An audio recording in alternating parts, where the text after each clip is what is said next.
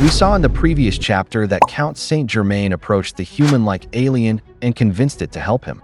On the other hand, Seiko took Momo, Vamola, Gigi, Zuma, and Daiki to Shimane to be in time for the super moon, hoping to return Momo and Daiki to normal, while Okarun, Aira, and Sakata rushed to the school gym to find Rin and Koki.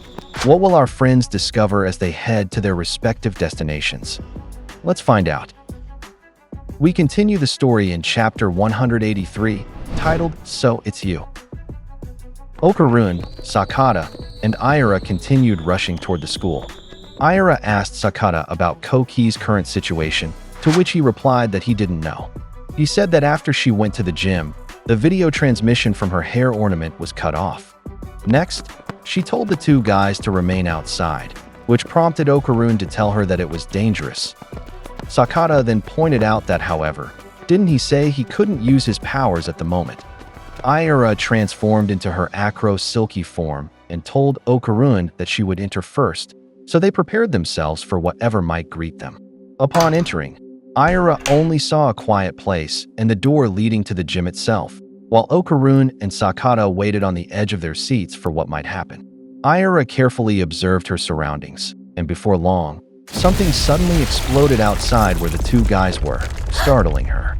Okarun and Sakata were thrown back, but fortunately, Sakata had activated a defensive mechanism.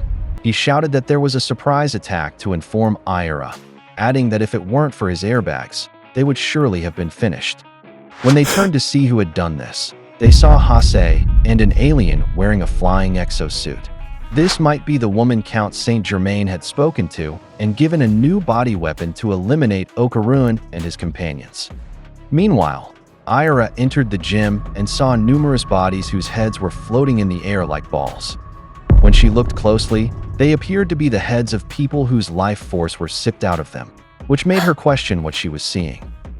The scoreboard began to move, and suddenly one of the heads there blew a whistle, causing many bodies to prepare to move.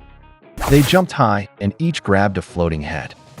When they landed on the floor, they held them tightly, and soon they forcefully threw them toward Aira as if playing dodgeball, which alarmed her.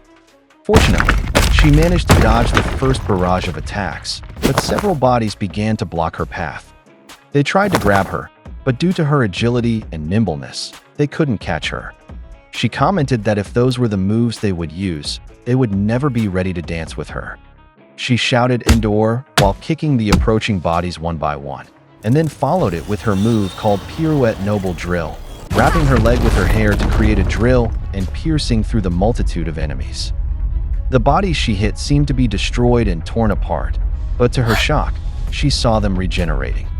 Before long, the bodies returned to normal. This surprised her that even that attack had no effect on them, and while dodging, she thought that this was just like their fight with Koki. These enemies were likely unbeatable unless she could take down the power holder. She continued evading, and upon reaching the balcony, she wondered where Koki and Rin were since they should have been there. While observing the many heads floating in the air, she suddenly noticed something. Her eyes widened when she saw Rin's head floating, while Kawabunga was crying beside her, extremely worried. Her mouth dropped in utter shock and screamed class rep in complete fear and surprise at what she had witnessed. And there you have it. This chapter is both creepy and exciting. Our friends are facing two problems again. Will they be able to solve and overcome the challenges they've encountered? Let's find out in the next chapter.